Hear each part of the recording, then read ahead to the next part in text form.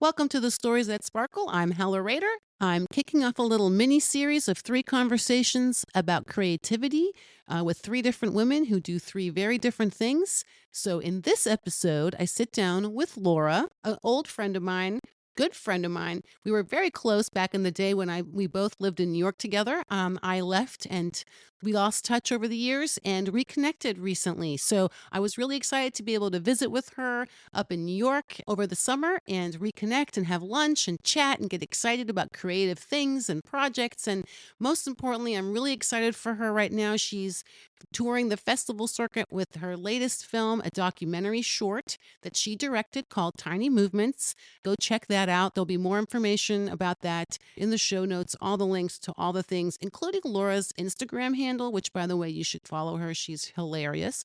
Anyway, Laura is really great. She's fun. She's an incredibly talented woman who does a lot of different things. She's a writer, she's a director, she's an actor. She also has another job. And I really wanted to talk to her about being a creative because this is my life now full time and this is newer for me, and I wanted to get some wisdom from someone who's been doing this much longer than I have. Please also know, just a little content warning for you, that the film Tiny Movements is about domestic violence and marital sexual abuse. We do talk about that in this conversation and we get into that. We also talk about fear, facing the fear, and how we can use our creativity, our creative gifts to be a force for good in this world. So, I'm really excited about this conversation.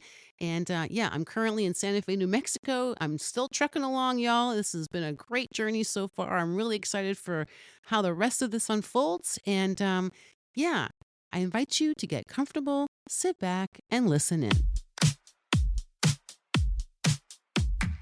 I'm Hella Rader. With a good sense of humor, an open heart, and an open mind, I love to explore the very human complexities in others and in myself. That's why I created a space for women you have never heard of and could easily pass on the street to share in their own voices the intricacies of starting over in life, building community, inhabiting their bodies, and more. Welcome to Our Disco Ball, the stories that sparkle. Done a whole bunch of these Zoom recorded You have? things. Really? Yeah. Oh my God. Okay, well, I'm going to hit record on the Zoom as well. All right, girl, let's go. There's no turning back. Oh my gosh. Oh my gosh. Recording no. in progress. Recording in progress. Yikes. Okay. Never. Hello. Hi, Laura. Hi, Hella. It's nice to see you. It's really nice to see you. Beautiful. Thank with all you. Your plants. Well, and forestry. Thank you. Well, all my audio setup is in here, which is the sunroom, which is where I do all the in-person recordings. So I realized if I sit at my computer for this, I have to relocate everything. So I thought, why don't I just relocate the computer? Yeah, and it's nice. And it's nice and bright. Yeah, and have the view of what it looks like when I'm recording in the sunroom. So yes, I love it. It's like we're in person. It is. Your voice sounds really resonant. Oh, well, beautiful. Thank you. Thank you. Welcome. Oh, I receive all of this joyfulness. Thank you.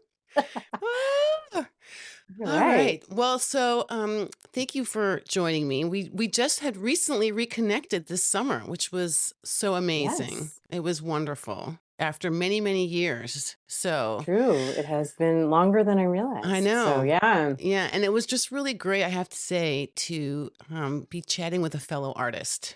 We do very different but similar things. You are an actor. You also write. You produce, you direct. We're both writers. Yes. You never know when you're going to find yourself making a film, like you're recording this today. Well, that's true. And I did get a second camera to take along with me on my tour of the country. Hey, that's how it starts. So, so I wanted to talk to you about a few different things, but primarily amongst all the many different things you've produced and created over the years, most recently, you have a film out called Tiny Movements. Yes. It's a documentary short, right? Yeah. Yeah, it's my first documentary. I happen to have the postcard right here. Voila. Ooh. Since you are recording. Yes. Yes, because I'm traditionally, I'm a narrative filmmaker. So this was my first documentary project. Did you start directing in theater universe or? Yeah, I would say, I started directing.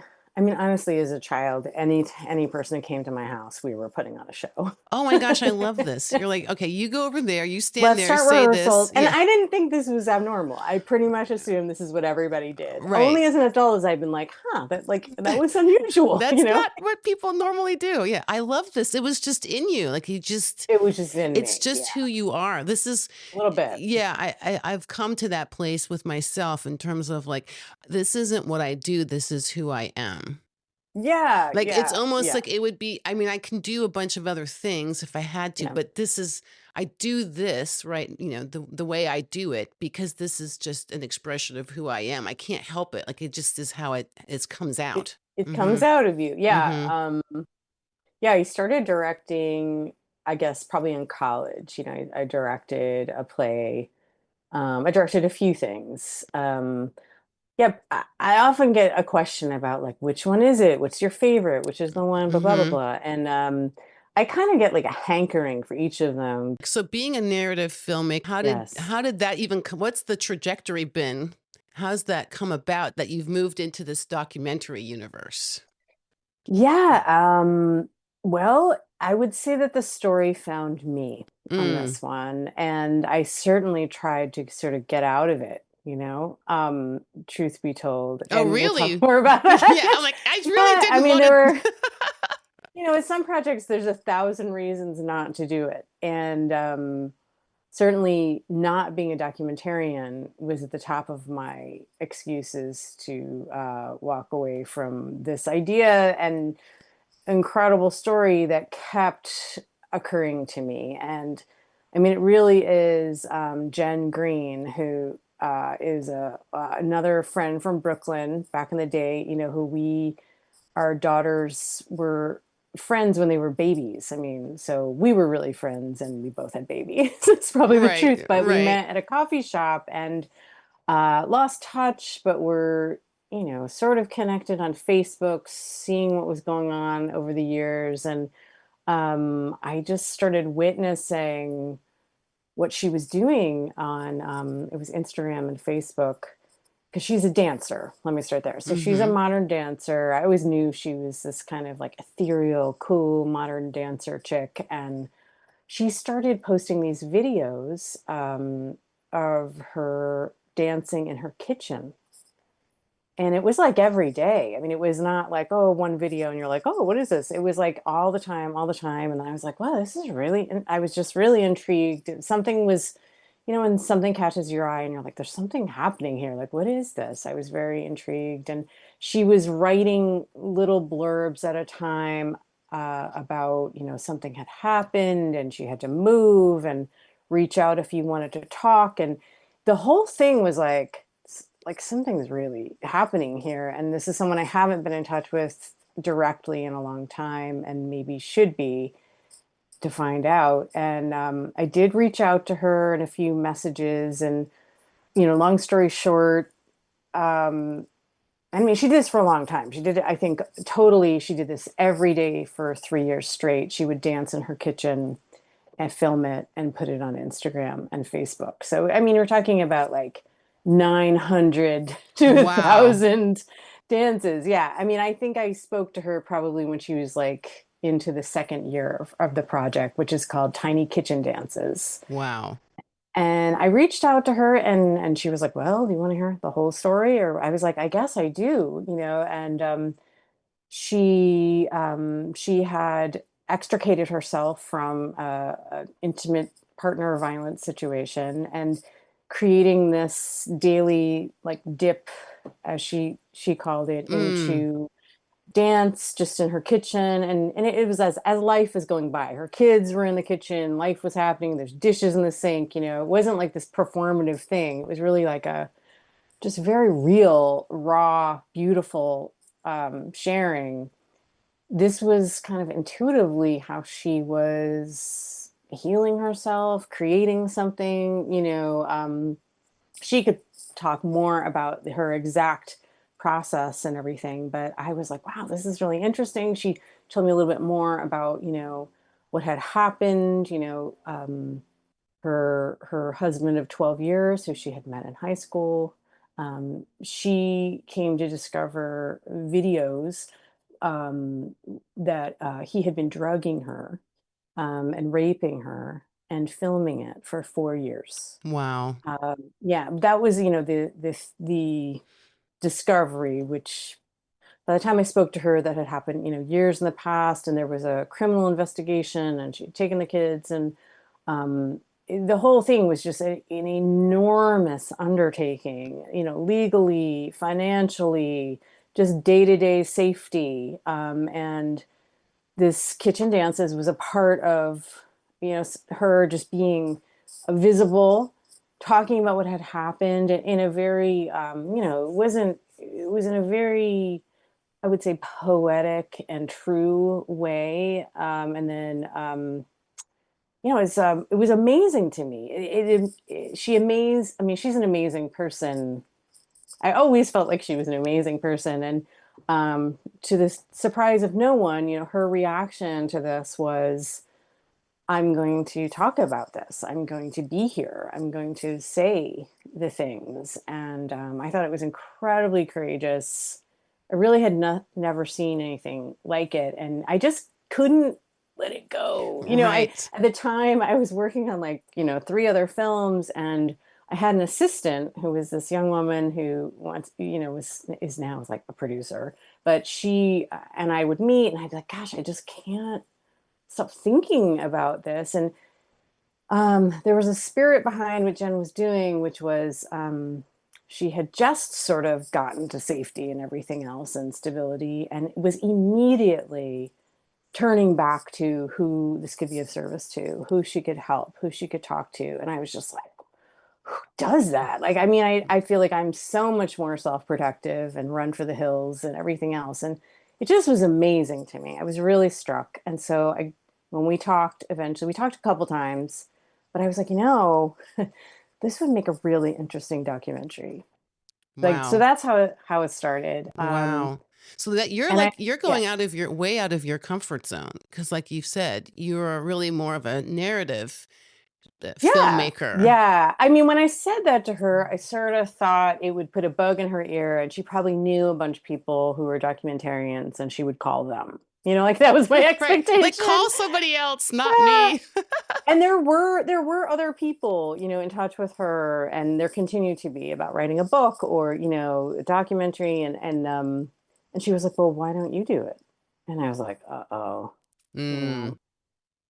And right. I think I knew I was going to end up doing it, but I immediately, I know a lot of documentarians who are really skilled and doing these really brave projects, like, um, and I was like, all right, let me take this guy Chris Dawes out for dinner, and he'll promptly talk me out of doing this, because I guess as a narrative filmmaker, it's always time and money, and you want to get as few shoot days, you want to have a plan, you want to get it done. Mm, Documentaries just strike me as like they take 6 years, and then something else happens in the story. Like, not known for being patient, this right. person, So, and a narrative director, that's a good thing. Like, you get it done, you finish, Right. whatever. Right. That seemed extremely impractical to me. So I took him out to dinner with the intention of having him completely talk me out of it. And I was like, listen, it's crazy. She lives in North Carolina now, and I like got money and time and everything.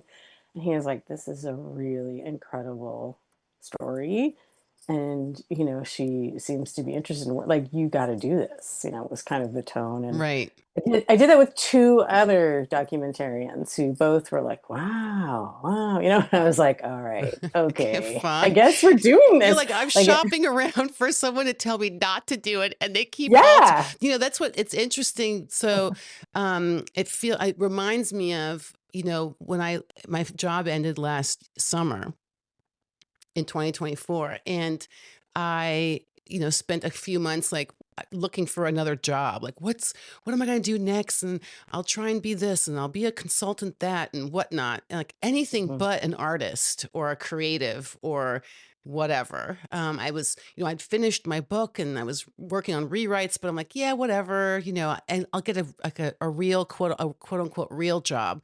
Um, in the me time. And I had these networking calls, and each person I was calling them to see, like, basically if they had work for me or could, lead me to the next person. And each time I would tell them about, well, I want to do this project of, driving around the country and recording women's stories. And they were like, yeah, you should do that. And I was like, no, no, that's not why I'm talking to you, but that's not why I'm, No, but that's not what your this, line is don't do this. It's yeah, crazy. Yeah. that's not what this phone call was about. This phone call Yeah. was about, let me hire you to do XYZ. One person even said, I don't want you doing this for some rando other person. I want you to do this for yourself. And I was like, no, you didn't. You misspoke. This is wrong. I think you have this all wrong. So Yeah. I can It's like, relate to that. Like, no, that's not what I wanted to hear. And yet I know this is where I'm supposed to go next. So, yes. Yeah. Yeah. And I think the other thing that happened was there was a time pressure because it was the end of 2022, and Jen was saying in her videos, this is going to be the end. At the end of 2022, like, I think this is complete. I'm going to do my last kitchen dance. And one of the people I met with, who's a journalist named Maria Scarvalone, she said, you just need to just go meet with her and get a good sit down interview. Just start there. And I was like, well, she's going to stop doing this. And in my head, I kept thinking, I want to film the kitchen dance, but with like a big fancy camera with some cool lights, just to transcend it. It was this very do it yourself kind of Instagram thing. So we can see that. And then, like, I thought what she was doing was so transcendent and big. And like, it was like this small thing, but this big thing. And right. I was like, I want to film when she's doing one of these in person. And so since she was finishing it, I was like, well, this is it, like, this is going to be over in 2 months. She's going to move on to something else. And then once again, I was looking to be talked out of it because I was like, well, this is crazy. It's Christmas time. It's like the end of the year. Everybody's busy. I live in New York. She had moved to Asheville, North Carolina. Like, this is impossible. But still, I was like, all right, I'll go. I'll bring an iPhone. I'll just film her. But then I'm part of this filmmaker collective called Film Shop. And so I posted a thing like, hey, is anyone available to come film, you know, on like December 28th? This was like 2 weeks out. And someone reached out to me who I kind of knew, and like, I kind of had met on Zoom on a few things. Another one of like the co-leaders, and was like, hey, Laura is a cinematographer named Joseph Overbay. He's like, hey, I will actually be in Tennessee about, 40 minutes away for the holidays visiting my family. And if you want, I can just bring all my equipment and I can Wow. film it and record sound. I was like, Amazing. uh-oh, I guess I really got to go. I guess So yet again, that's he's happening. going, like, and then He's I going to met be with, there. Yeah, I he's should gonna be be there there. I too. better show up. Yeah. But yeah, and then I had a quick, Zoom with him where he just like saw the beauty in the project and was just, I was like, well, I really want you to meet with Jen before we go, because yeah, this is like a very, sensitive topic. And we're gonna have this big interview with her, and we have to make sure it's like a good fit. And it was just so immediate. Like, he had the right kind of focus and energy, and they really like actually hit it off quite a bit. And yeah, and then all of a sudden, there we were in Asheville, like, filming. Yeah. That's amazing. Like, has this been your experience? Do most of your projects start off in this way where you're like, or do you have where you're like, I don't know that I should do this, but but then these things keep lining up? I will say, I feel like every project has a different path in my experience. And, some of them just come with so much energy and just like off to the races and bigger than I expected. When we did Mommy Mafia, it was like I met with a group of a few people who were interested in kind of making this little web short, and a few people asked a few people, and we went to the first pre-production meeting. It was my first time directing. I've directed theater, but we went to this pre-production meeting, and like 25 people who I barely knew came, and I Wow. was like, I guess this is happening. Like this one wants to come. It sort of like came with its own. I feel like each project comes with its own life force, is what Right. it's like a little woo-woo California, but it Right. has been my experience. I mean, and the opposite is true. Like sometimes there's a project that comes that I really love and I really want to make, and it's just like it's just not happening, or it's not happening now. Right. And Right. then years later, all of a sudden, it's just the one person comes out or the time or whatever, and it just goes. So there's like, yeah, definitely a kind of like communing with the creative powers Right. to create things. And sometimes they're very accessible. Sometimes they're frighteningly available, and it's just like you call this and it happens, and then this and this. It's like Right. a It's little easy. faster than Right. You're like, I'm ready no, for. slow down, slow down. That's a little too Yeah. much. Yeah. Yeah, yeah. Mm-hmm. So, but yeah, like I've had other projects, like I made this film Across, where, it took the third go that we were making that, and I was very surprised it happened when it did because we were coming out of COVID. It really was resonant with the feelings coming out of COVID. It was like a post World War II thing, going back and having hope. It was about grief. It was about all these things. And, I had tried to make that film two other times. I mean, went quite far. Like we had fundraised, we had this, we cast it. I mean, it was really happening. And then my producing partner got sick, whatever. And then we finally did it. It was incredible and exhausting, and then the movie's all about grief, and then that following year my producing partner passed away very Oh, surprisingly and suddenly wow. after a long illness. So Mm.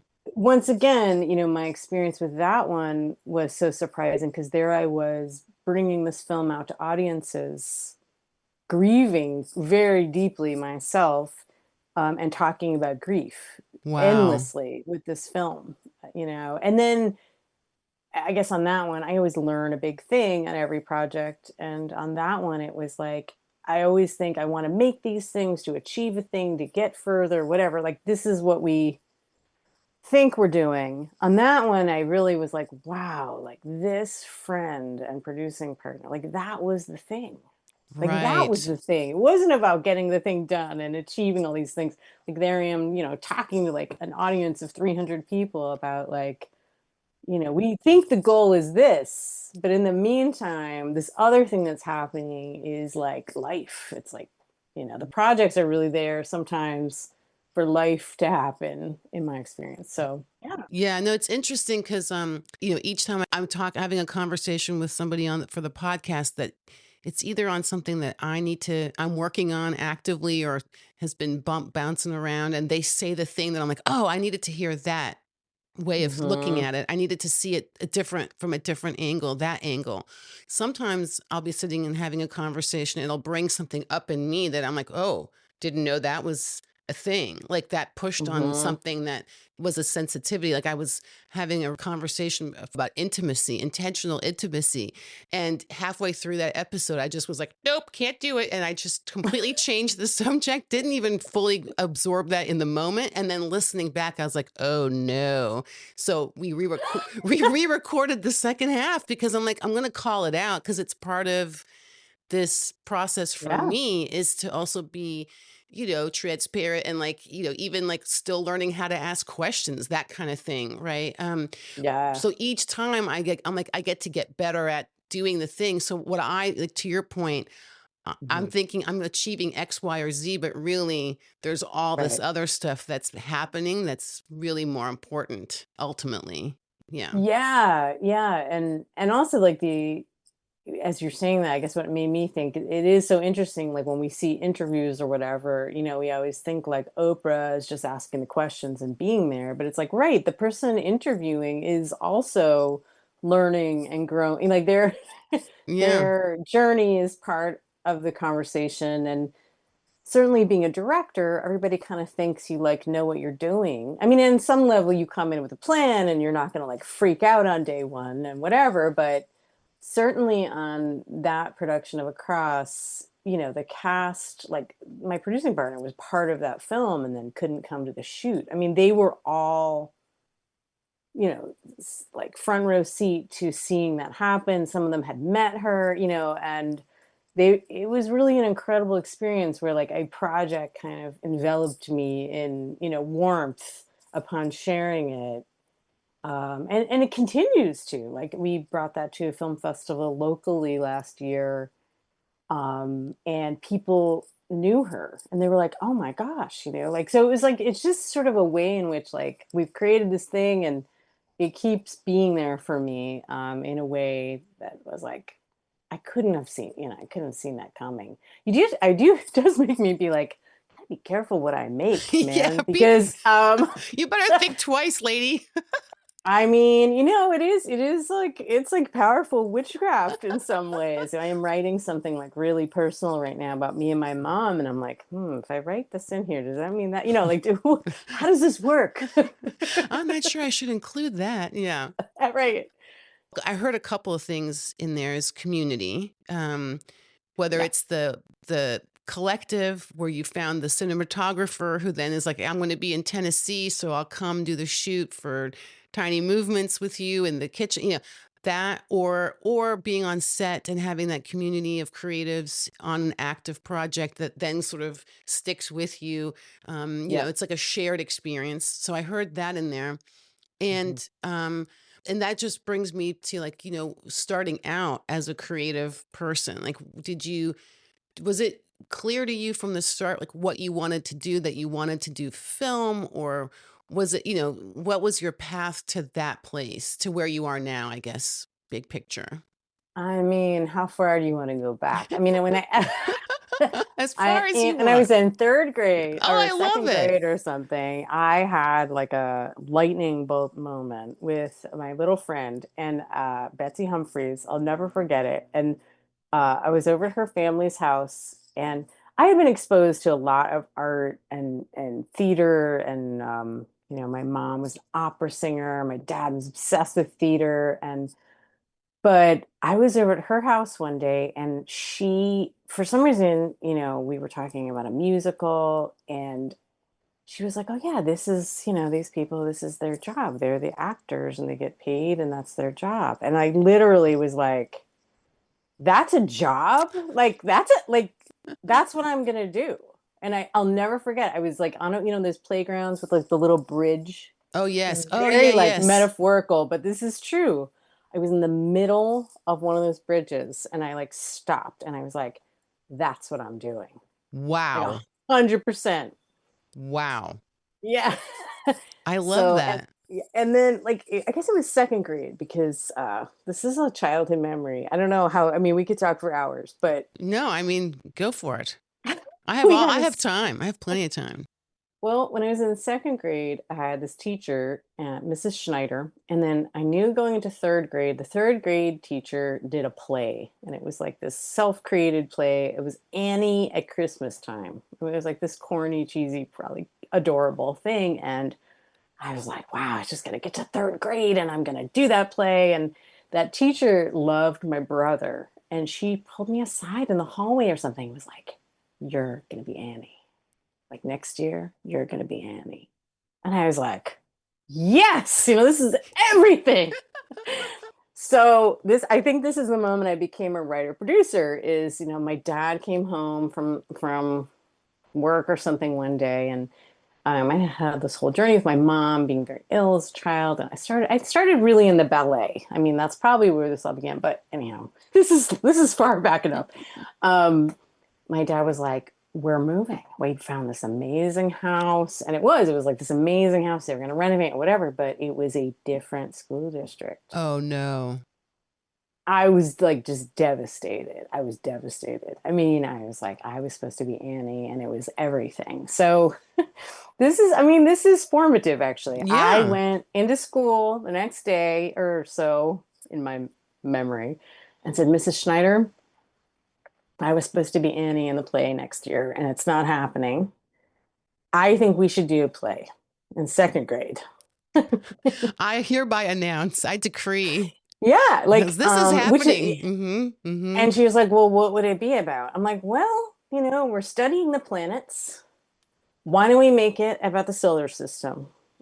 And she was like, "Great." You know, I was like, "And we can wear, do you remember these things when we Oh were kids, yeah. the Billy Boppers with stars? Everyone Yes. can wear those, Yes. and there will be tap dancing."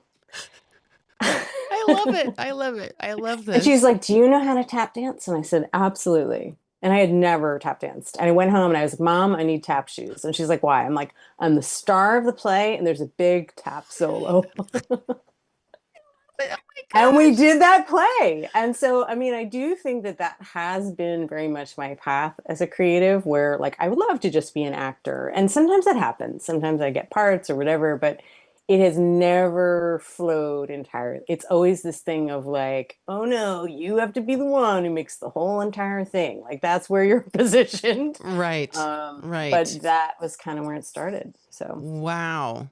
Wow. writing, I would say, is like my sort of primary form of expression Oh, okay. personally. Like it's Mm-hmm. the one that's underneath all of it. Like when I'm acting, there's a piece of it that's writing. Like I need to be writing about what I'm doing, or writing is kind of like my daily.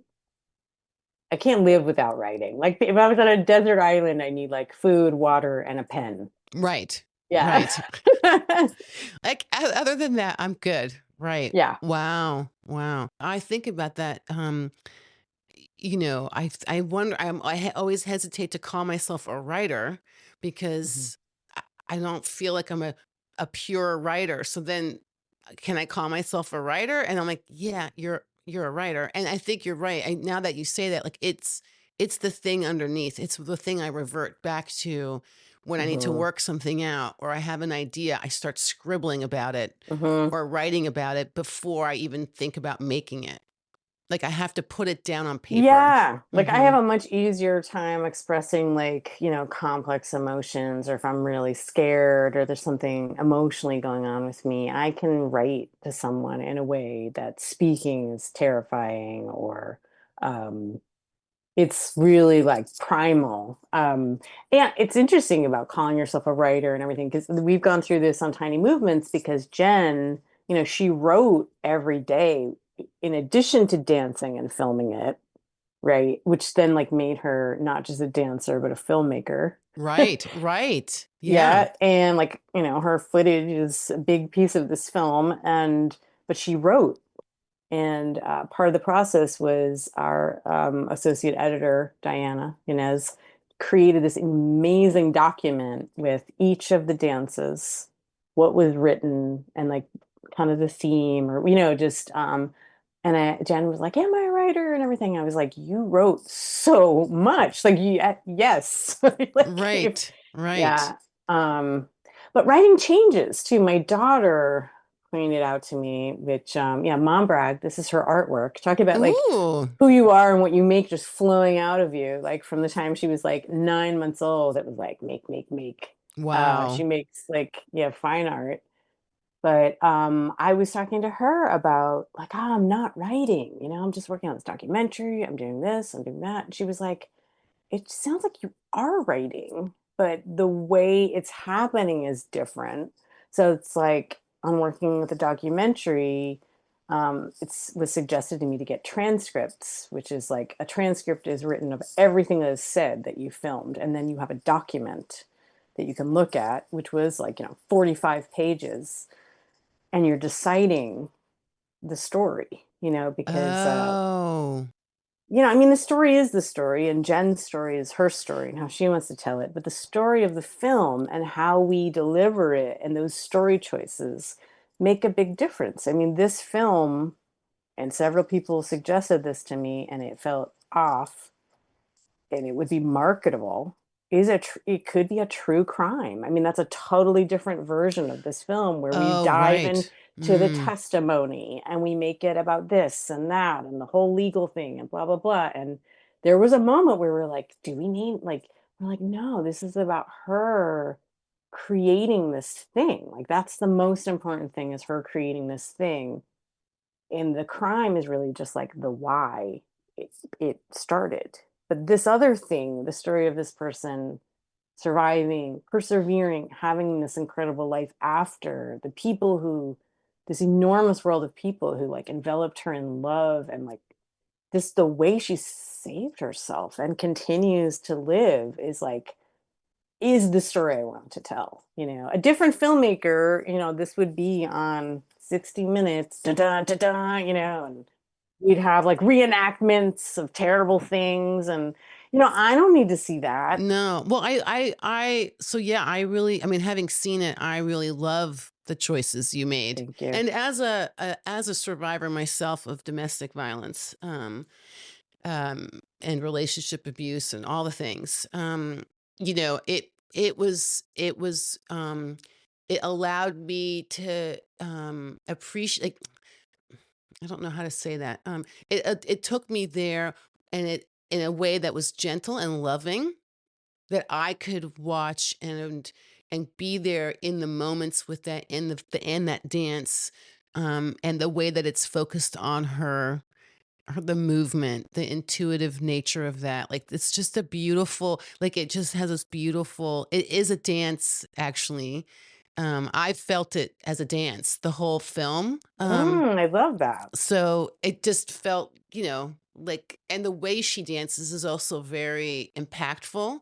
Yeah. You know, it's Like, yeah. I it, tell it- people a lot, I'm like, she dances in her kitchen. I'm like, no, nobody wants to see me dance in my kitchen. Like, that would be a comedy. like, don't do it. But like, Yeah, no, she's the real deal. I mean, she's right, like had all this training and, you know, just like, yeah, it's very expressive. It expresses something.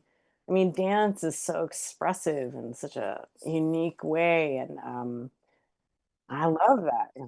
so to your point, like, I'm really grateful this story got told the way you told it, focusing the way you did, because it made it a gentle entry for someone like me, and I suspect for people who may not have that experience, to feel their way into what that's Yeah. like, versus the Thank you. true Yeah. crime approach, which has its places, of course. Well, it's out there enough. Yeah, but I we mean, have enough it's true crime. everywhere. Yeah, Yeah. yeah. And I always think, you know, there's who we are as humans and what we're interested in. Like the worst part of me wants to hear about terrible crimes. And it's being satisfied in millions of places. Um, the best part of me wants to be like, oh my gosh, this happened to this person. Like, how can I be there for them? It's a little harder to be that person all the time. And like but like we all have it in us, you know, and I mean, that's what I'm hoping, you know, the hope of this film is many things, is like it can be of service to survivors watching it, to feel heard, to feel like they want to express their story how they want to safely with who it, not everybody wants to come out and like Right, talk all about it. And like that's okay. You know, everybody's journey is different. And but yeah, also for someone who like thinks nothing like this will ever happen to them in their life. Like, and you know what? I hope it doesn't. I really hope it doesn't. But there were people I was exposed to when I was like a teenager. I remember this woman came to our school in the 90s who had AIDS, had had like IV drug use and a whole thing. And it was in the 90s when there was no like help. And it was like, right, it was a dire situation. And boy, did this woman make an impression on me. I mean, she just kind of told us what happened to her and that like she was right there in front of us on this person. And I just was like, wow, that had a huge impact on me. And I think it really made me, you know, as a young adult woman in the 90s in college, like exploring and experimenting, being like, wow, you know, like I need to care about this. This is real. This is a right, real person in front of me. This isn't like a news report of someone in a different town. This is, and she took time in her life to bravely share her story and like it, you know, I'm sure it saved lives. Like so the hope too is that like someone who thinks and like this will never happen to them, god forbid it does, right, and they don't want to go on because this stuff is, I mean, debilitating at best. mhm, At worst, you know, it ruins people's lives, the impact of these things. And lives that were like on track, doing great things, like all kinds of love in your life, it doesn't matter. It can happen to anyone. That maybe is filed away. Like if someone saw this and they're like 16 years old and they're like, they just remember, oh, that lady and dancing, that was beautiful. And like, God, this horrible thing. Like, fast forward to 20 years later and the whole world thinks they have the perfect life with the picket fence and whatever's happening. And like something is happening. It's like, wow, that lady had like this amazing group of friends and family and like took care of herself and like she had a life. Like life went on after this. It wasn't easy, but like it exists. It exists. Yeah, So, the hope yeah, that, it's not the end of it's a part of the story, but not the it's end of not the story. everything. Yeah. Mhm. But it's Mhm. big. I mean, it's Yeah. big. I don't want to like diminish the impact an abusive has on someone's entire it's every day. This it's not like, oh, now Jen's fine, like whatever, no, I'm fine, or whoever. I can't speak for her, but like it's ongoing. There's a section where there's a sentencing, and we went and filmed that day, and like, yeah, like 14 people wanted to be interviewed of her friends and family. And we were like, oh boy, this didn't just impact her. I mean, this thing had, huge ramifications. And so it's like to lots of people. So, on this sort of like global level of, how many people are impacted by this and all of their friends and family, it's like it's a huge thing. I mean, it's not a small thing, but it gets washed away like it's this one person. And then, Mhm. oh, that's so sad. And then they like fall off the face of the earth, and that's very convenient to everyone. So I don't know. Yeah, I don't know if I digress, but I go on and on. no, no, no, it's fine. I mean, and I mean, this is, so much of my book is about all of this and that journey of, because my journey was very much like for many, many decades, many years, not Mhm, talking about it, not letting anybody know. So, mhm. being able to, claim my story as mine. Yeah. And I think that was, and yes, like, and recognizing that, the impact that all had on people in my life during and after, even Hmm. once I could claim it, like was difficult. And Yes. for me, that whole thing has been certainly a very big journey that is, as you say, ongoing. Like it's never wrapped up in a bow. And yet, there's life now, which is I get Right. to do some things very differently. So, and that's why I'm saying I think certainly from my perspective, I feel like this film um, just captures the complexity of all of that so Hmm. beautifully and movingly and accessible. Like it's very accessible, Yeah. um, to anyone. It feels like, Yeah, yeah, being visible with the story, is I think it was Agnes Varda, who was like a great female filmmaker, was like, there's three phases of making a movie. There's writing the story, there's, production of making it, she says it better, and in French. And then the third part is how you're sharing it. And yeah, being visible with this topic and story I mean, we've really just begun. Have had one live screening. We have a few others in the works, but um, when we were first going to do this film, I was scared. And I did, so there was not wanting to be a documentarian, right? That was part one. But part two I didn't talk about was I was afraid of this topic and I was afraid of the abuser, mm-hmm, right? sure. So at that point had not been sentenced. She had an order of protection that was hard won. I did not, you Right. know? So, I have kids. I was scared. I was scared. I was really scared. Like, I was like, you know, I can just like not do this. But then I was like, at a certain point, I was like, am I safer if I don't do this? Or is that a delusion?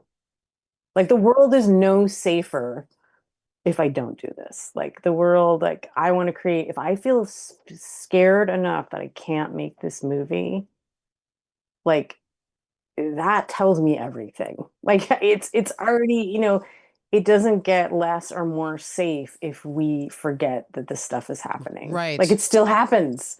So that was a change in my head. I had several moments like this where I've become more involved in, the survivor space.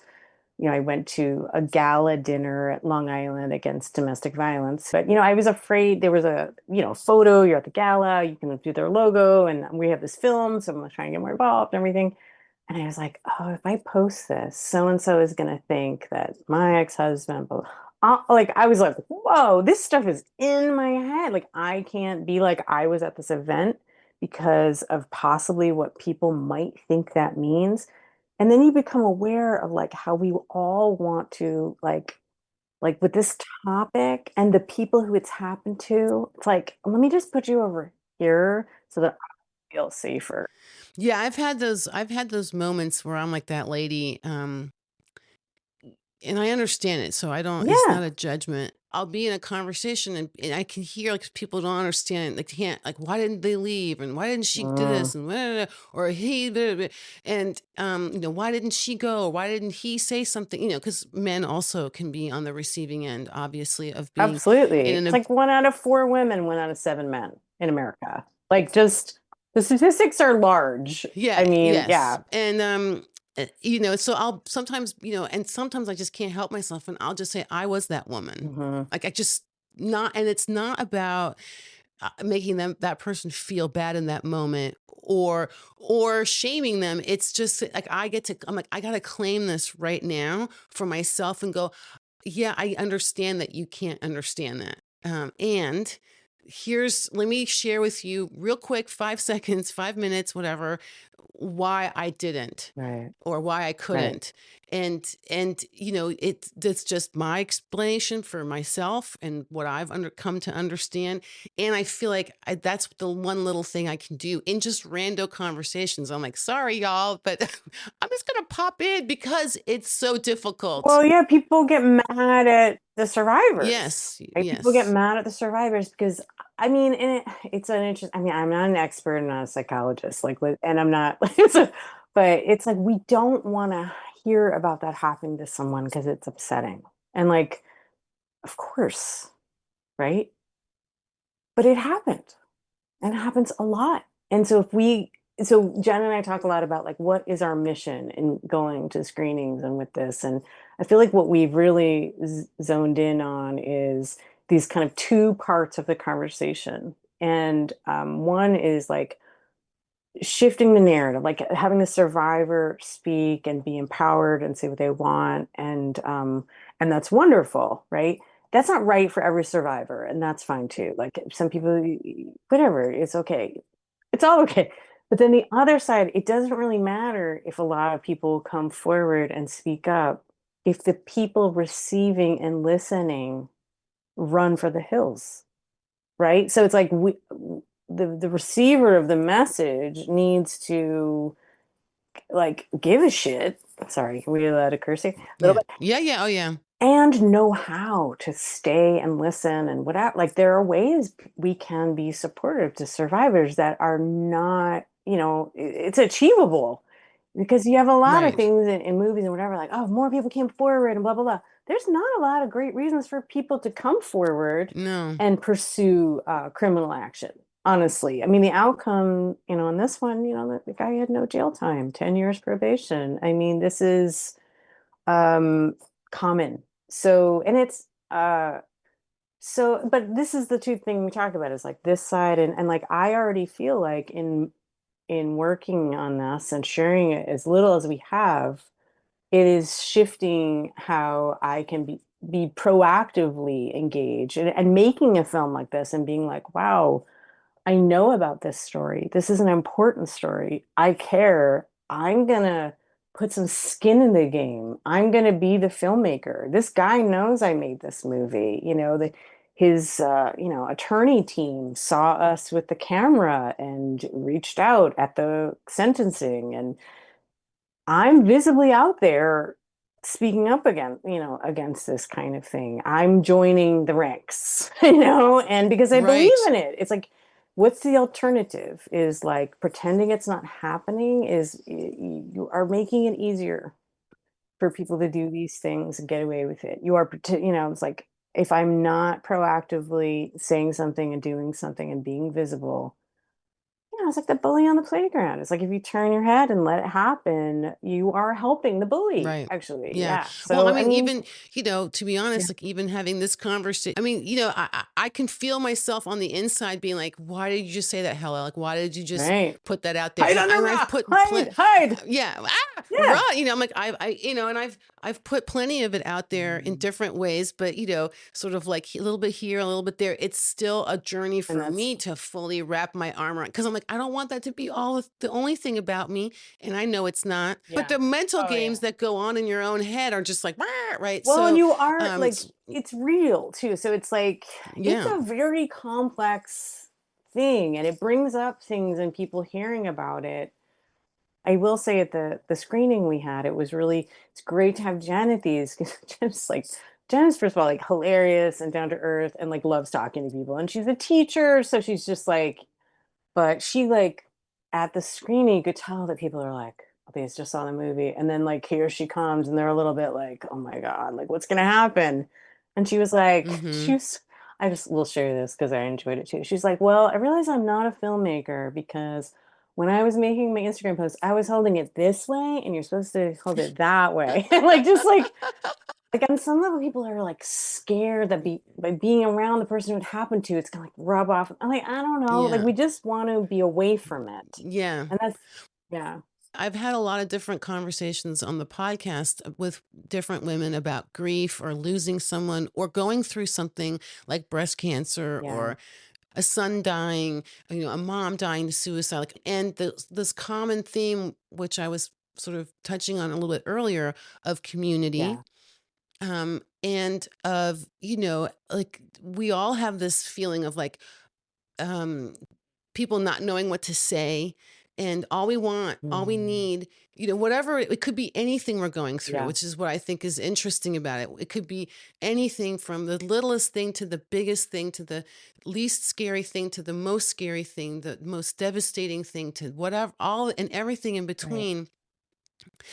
The common thing that I've been hearing and that you're saying right now is this feeling of like, just hold space for Yeah. me. You don't have We're to, in this and just together. be, yeah, be in it with me Yeah. together, and don't be afraid to say it out Yeah. loud. It's okay. Like, and if I need you to stop, I'll tell you, right? Right. Or whatever.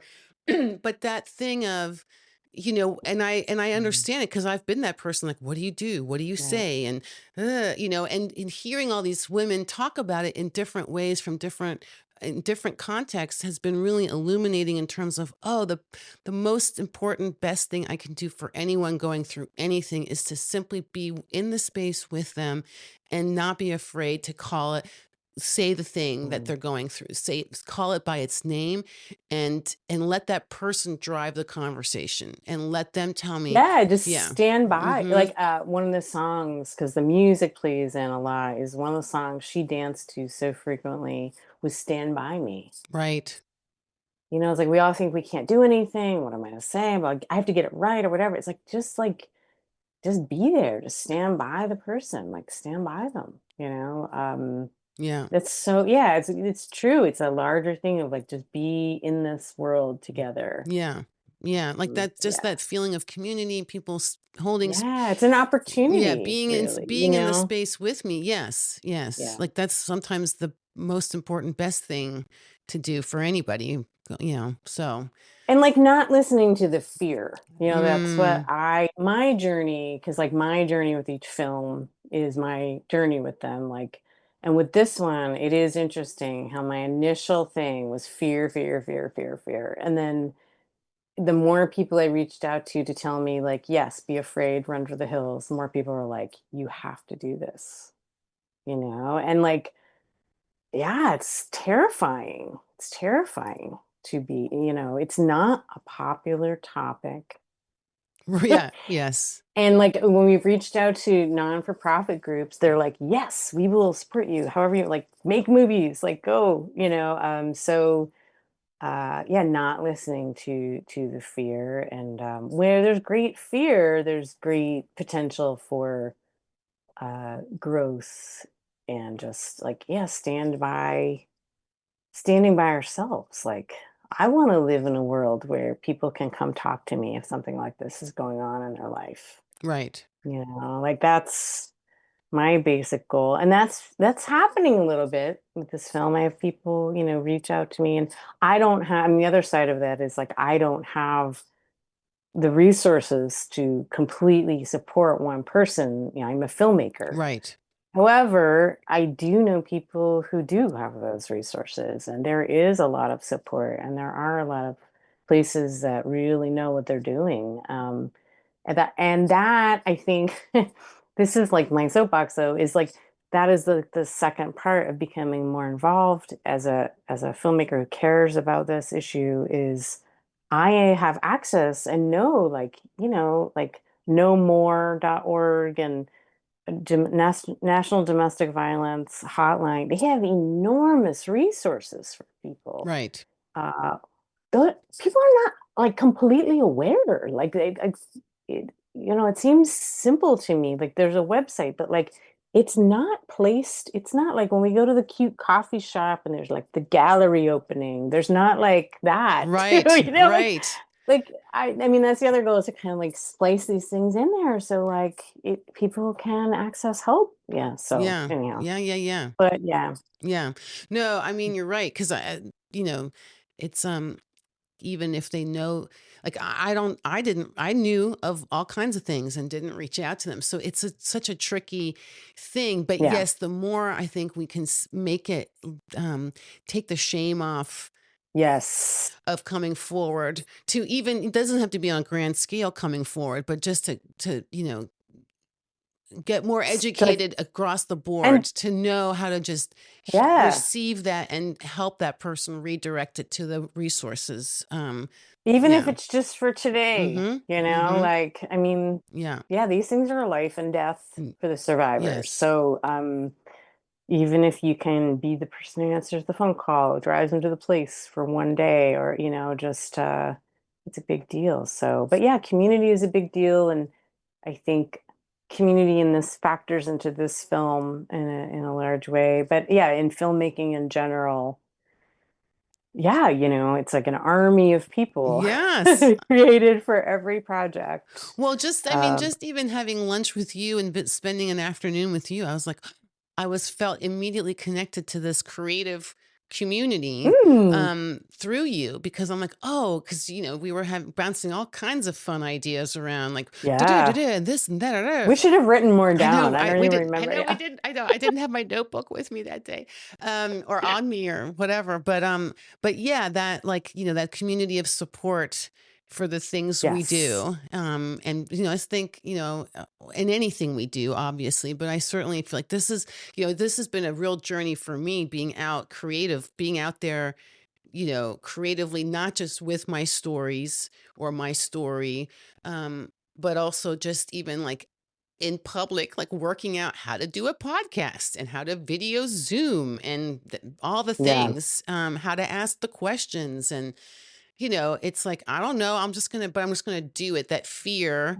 and I'll do it yeah, anyway, but I'm terrified half the time, to be honest. yeah. Yeah, you can still, yeah, yeah. The asking the questions thing, I remember that too. I right before we did the first interview, I worked on a job with the guy who was interviewing people, and so I took him out for a coffee, and I was like, I just feel like I'm not a documentarian. I don't really know how to ask the question, whatever. He goes, yeah, yeah, that's perfect. That's going to put it right at ease. Mm, I was like, okay, that's my thing. It's like, I've never done this before. I'm like, whatever. And like, so right. there, Right. but Yeah. yeah, there's a lot possible. And certainly with filmmaking on each project, more and more people and different people. And um, you're like, wow, this is possible because I can ask that person out to lunch, or I can ask for stuff, and go after it. Things can really grow from there for sure. So yeah, Right. I just signed on to direct another film, and it's a very cool opportunity. It's this actress, writer, producer, Emma Roberts Welsh, and collaborating with her daughter, June Welsh. So I think she's 14, 15. Oh, So she wants to be a director. And so we are going to co-direct this film that her mom wrote. And so that's like an incredible opportunity, like to just like give back. But also, she has great ideas for the film. So we're starting work on that. We'll be filming that at the end of September. But Wow. that's it. Yeah, it's funny with that too, because I'm like, all right, sure, we'll do this together. But it's the first meeting where I was like, as we talk through it, I'm going to tell you the things I'm doing as a director. And I've never been aware of the things I do because Right. I've never had to tell anyone. You just kind of do them. So Right. that's been pretty cool. Yeah. So it's Oh, a great gift to be able to have like this young female that's director amazing. to bring along, and yeah, yeah. I love So it. I love that. hopefully I don't screw it up. But it's gonna be great. It's gonna be great. It's a great script. It's like a really touching story. And yeah. Aw. Were your parents supportive of you choosing the arts as your job? Yeah, I mean, yes. I would say, if I had to choose between yes and no, I would say yes.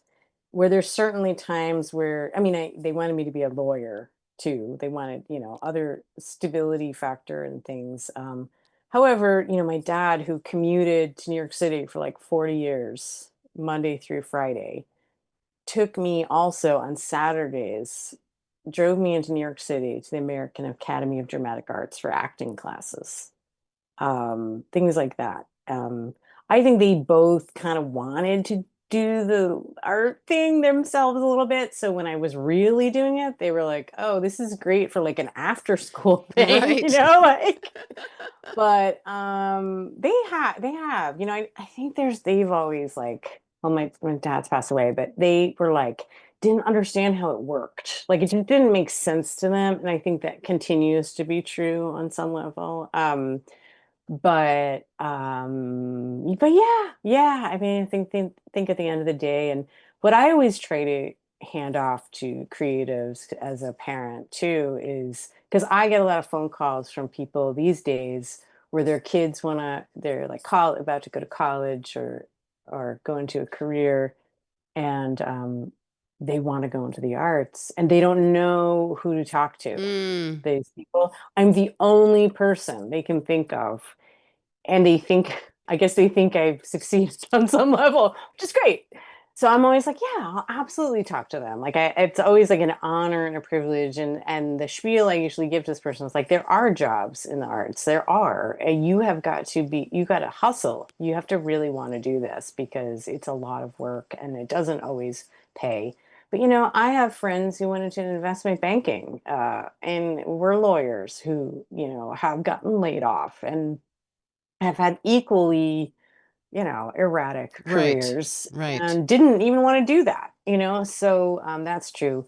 But I always try to leave with, and this is probably a good way to, is like the arts are going to be there for you for your life. So whether you make a living with them or do some projects and have another job, or you end up in an entirely different career, you know, when you are in a rough place in your life and you need something to keep you going, you are going to start writing poems or play your guitar again or join the community theater, and it is going to fill your heart and your life with something like that. Nothing else does that in my experience. Right. So it has many places in people's lives, and but like don't get rid of it because your parents want you to be an investment banker, Right. Right. if you want to be an investment bank, there's nothing wrong. I know a lot of nice people are investment bankers. I don't mean to like, but you don't have to get rid of it. It can coexist, and probably it'll make you a better investment banker, a lawyer, whatever. If you on Tuesday nights or in your like folk music thing, or it will give you life. It will give you life. Right. So Yeah, that was probably the biggest lesson I learned over the years. It's like I can be creative, do have an outlet for that, whether that's my vocation. And sometimes actually when it has been my vocation, I've saddled it with some pressures that made it less fun. So, I mean, right, yeah. right. We can do that with anything. I mean, and then it's like it is fun. Like, I went to college, I graduated with Bradley Cooper. So it's like, there are people who are like unbelievably successful in this industry. And that my parents were always like, all right, Okay, but they're okay, like, fine. I maybe, guess who it'll be all knows? right. This could work out. This could work out. I mean, I'm 50 now. I'm okay. I have health insurance. Like, it's turned out okay. I'm not like, in an alley, Right, right, which is, I think, what my right. parents were like. Exactly. It's okay. The art life, That's right. David Lynch calls it the art life. It will take you somewhere. It'll take you somewhere good. Yeah. Yeah. Well, thank you so much for your time, Laura. This has been Yes. amazing. Oh, Oh my gosh, we could just hang out I all know. I could day, really, we but should then just, it'll be too yeah, long. well, yeah, I know. You got to And then edit and 4 hours everything. later, they were still talking. And like, yeah, but no, thank you so much. I'm so honored to be a part of Oh, this. And so, like, I've always thought that you're like gonna do something like this. Like, I oh, see this for you, and now oh. it's just happening in real life. Well, So, thank you. Thank you. yeah. And All I'll be right. back up to New York in the fall, and we shall reconvene. This time I'll bring my Awesome. notepad, and I'll write things down. So Right, right. Hey, we made it to this, so no, we obviously it did. worked out okay. We did get that. I was gonna say too, if people want to see updates on this Yes, particular movie, they can follow us on Instagram at Tiny Movements Film. that's right. Yeah, and That's my plug. I'll have all the links to all the things in the show notes Okay, as well, and of so course. that'll be on the Substack and in the little blurb Oh, for each wherever you get your podcasts. There'll be all the links. all right, all right. I'll make sure to Awesome. get all Thank that. Of you. course, of course. So yes, and much success. I know there's lots of festivals and Yeah, so yes, DC, we're yes. coming. We're coming for you. All right. All All right. Well, right. Take thank you. care. Have a great rest of your Okay, day. bye. Bye. Thank you for listening to The Stories That Sparkle, a space I created for women to share in their own voices the intricacies of their stories. Another big thank you to Laura for joining me and chatting with me. I'm so inspired by her all the time. Anytime I'm around her, talk to her, see her doing anything, I get inspired. So I really appreciate her. I appreciate her courage and the fact that she is facing the fear all the time. All the information about the film Tiny Movements is in the show notes, so all the links are there. Please go check that out. They're just racking up the awards at film festival screenings. So please go support that film in any way you can. Also, in October for Domestic Violence Awareness Month, I have a conversation I'll be putting out that I have with Jen Green, the woman who is the central figure of the film Tiny Movements. So she tells her own story in her own words with me. It's a two-parter because it's a long conversation, so I'm going to split it up into 2 episodes. We also talk about dating after being in a domestic violence situation. So I'm really looking forward to putting that out into the world. I have put resources and links to the National Domestic Violence Hotline in the show notes. Please, if you are afraid, if you are in an abusive situation of any kind, please do not hesitate to reach out. They are there for you. You are not alone. Please know that. Please do reach out for help. It's available to you. All that information is also in the show notes. If you're enjoying the Stories That Sparkle podcast, please do me a favor and pass it on to 2 people, just 2, and encourage them to pass it on to 2 more, and so on and so on. I really want to get more of these stories out there to more people, and I just love all these women so much. I'm so grateful to get the chance to even do this. So please help me get the word out about it. And of course, if you have a story you want to share or a topic you'd like me to cover in an episode of the podcast, please drop me a line, hellarator@substack.com, because together we bring light into dark places.